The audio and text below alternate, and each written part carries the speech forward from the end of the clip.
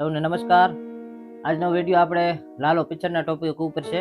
નવા હોય વિડીયોની અંદર ચેનલમાં તો લાઈક શેર અને સબસ્ક્રાઇબ કરી દેજો. અને જય સિયારામ, જય શ્રી કૃષ્ણ. તો આજનું જે ટોપિક છે આપણે લાલો પિક્ચર આટલું બધું સુપરહિટ કેમ ગયું? આખા ગુજરાતની અંદર એક એવું મૂવી કે જેને આખા ભારતને હચમચાવી દીધું.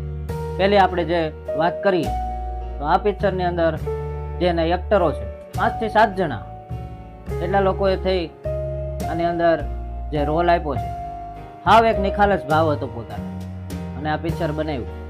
બીજી આપણે જો વાત કરીએ, આપણી સંસ્કૃતિ, આપણી ભાષા અને કર્મ મહાન છે, જે એની અંદર બતાવ્યું છે કે જેવું કર્મ કરો એવું ફળ તમને મળે.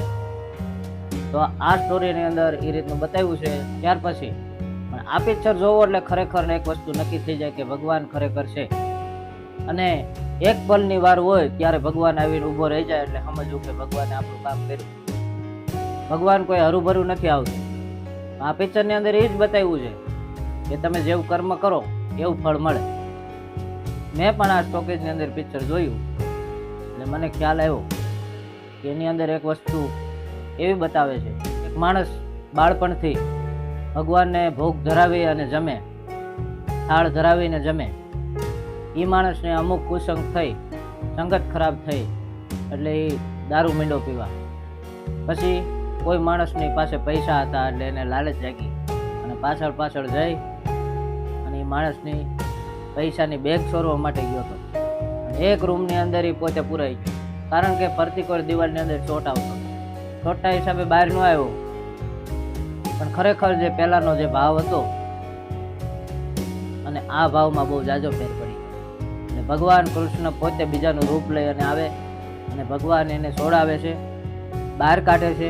અને છતાંય ઓલો માણસને એમ થયું કે ઓલી પૈસાની બેગ તો પડી રહી હતી, એટલે પાછો લેવા માટે ગયો તો ભગવાને પાછું રૂમ પેક કરી દીધું. અને ભગવાને પોતે કીધું કે હવે તું તારે હાથે જ બહાર નીકળ, તારા કર્મથી જ તું બહાર નીકળ. હું સામો ઊભો છું પણ છતાંય તારે તારું કર્મ ભોગવવું પડશે. હું તને મદદ કરી પણ તારે પહેલા તારું કર્તવ્ય નિભાવવાનું, અને તે જેવું કર્મ કર્યું એનું ફળ તારે ભોગવવાનું.